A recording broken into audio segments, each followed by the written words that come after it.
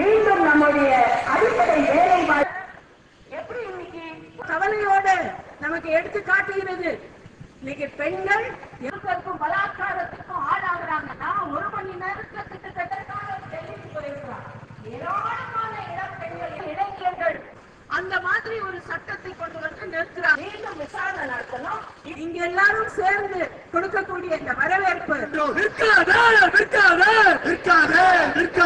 மத்திய அரசு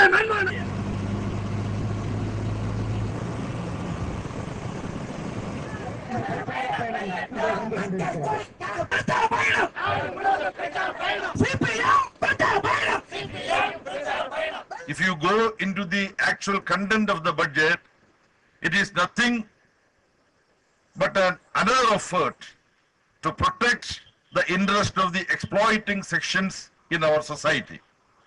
We are asking the government, when peasants are evicted for development purposes, adequate, appropriate compensation should be given. We are also asking the government, all the persons who are evicted should be rehabilitated.